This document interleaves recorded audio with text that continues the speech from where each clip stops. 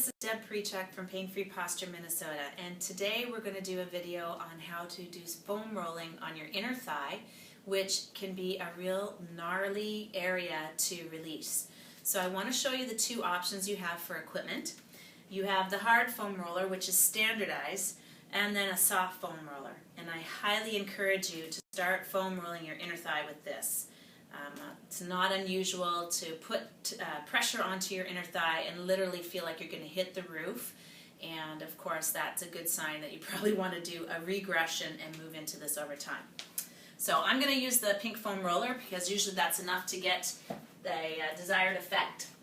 I also encourage that you do some postural work before you get into some foam rolling release. So try to bring a more balanced body into it just to maximize the benefit. And you will find that you will get a better result with it. But you can try with or without and then test to see what works best for you. So you're going to lay down on your side.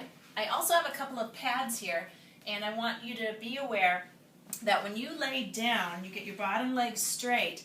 If you feel really crunched in your neck or it's poking too far forward, it's just too much lack of support through your neck and head, get some padding, put it underneath just to level out your head and shoulders. Okay? Over time you can work towards coming down, and I feel comfortable like this, so that's what I'm going to do, and I can lengthen. You're going to take your top leg, bring it on top of the foam roller just a little less than 90 degrees at the hip joint, and you want to have the knee and the shin resting on there. Once you've got that set up, think about corseting just a little bit of gluteus and ribcage engagement to keep yourself stable through your midline. And then you rotate the torso forward about an inch, inch and a half, so that you're off of the knee joint now. And now the progression is fairly simple. You're going to extend your leg, see if you can get all the way to 180 degrees. If you can't, don't stress over it. That'll come in time. You don't want to go into what some people call the pain cave. But do try to get your leg as straight as possible, but without it being too terribly much. There's that fine line, you know what it is. Work towards it, but don't step off the cliff. Once you're there, you're just going to roll the pelvis and torso slightly forward, about an inch and a half or so, 2 inches, and roll back. Really important that you do diaphragmatic breathing with that. Okay? And you're hunting out areas of restriction, blocked stress, adhesions. If you feel something in particular, just spend a little bit of time on it. After 2 or 3 repetitions, you want to turn the toe down to the floor, and that movement is actually occurring in your hip joint. Again, try to keep the leg as straight as possible, and you repeat the forward and backward movement. If you find an area that's particularly tender, again, just spend a little bit of time, very small, breathing deeply over that, and then move along your way.